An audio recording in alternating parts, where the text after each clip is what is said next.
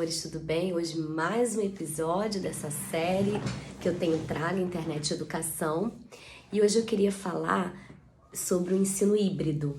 Queria refletir um pouco aqui com você sobre isso, lembrando que esses temas que eu tenho trago, esses termos da área de tecnologia digital, você pode usar como temas para o seu TCC, independente da área que você está trabalhando, o campo do conhecimento que você está desenvolvendo. Principalmente, claro, na área da educação, que sempre a minha fala vai puxar para a educação, que é a minha formação, mas são temas muito gerais também, que acaba atravessando diversas áreas, diversos setores.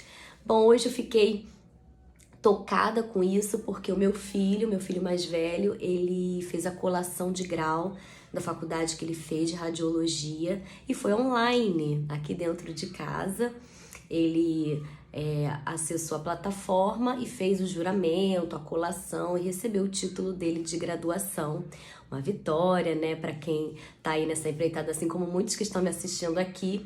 E eu vi e fiquei pensando, será que a gente tinha ideia de que um dia isso ia acontecer e tão rápido, há pouco tempo atrás? Há 2 anos atrás, cabia na nossa cabeça, a gente concebia que ia fazer uma colação de grau online? Aquilo que a gente não conhece, às vezes a gente não questiona, não pensa numa possibilidade. A internet estava aí do mesmo jeito que está hoje, com plataformas, com banda larga, mas ninguém utilizava disso. Outra coisa que cresceu muito foi a questão do home office, que a gente chama aqui no Brasil, né, home office, mas em inglês é working from home, que é trabalhar de casa.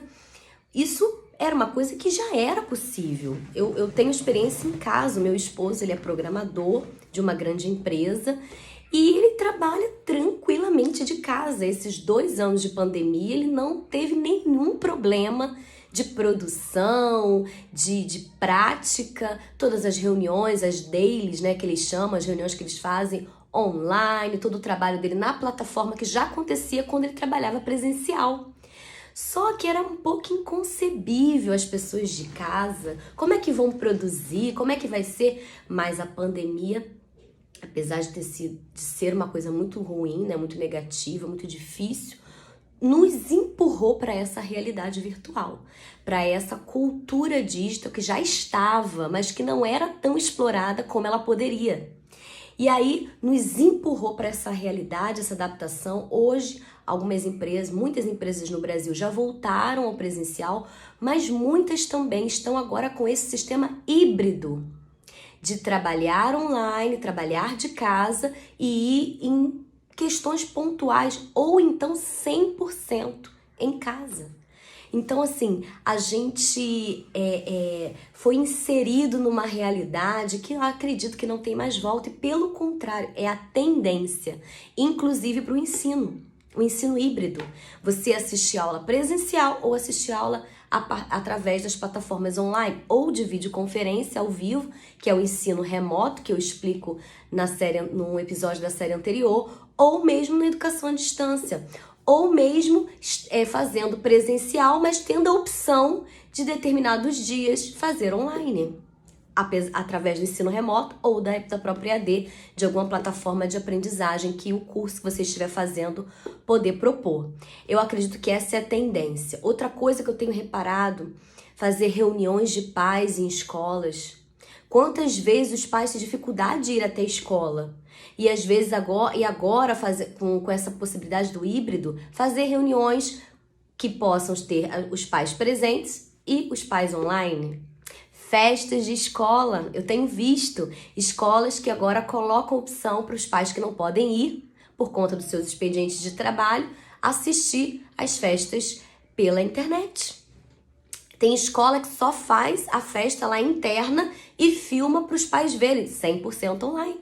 Então são muitas possibilidades, é uma nova perspectiva que eu acredito que não tem volta. A gente precisa conhecer mais, utilizar da melhor maneira, né? Claro, sempre problematizando, sempre pensando, questionando o que pode ser prejudicial, para também, né, não virar uma coisa assim muito fria, muito distante, mas pensar nas possibilidades que há pouco tempo a gente não pensava.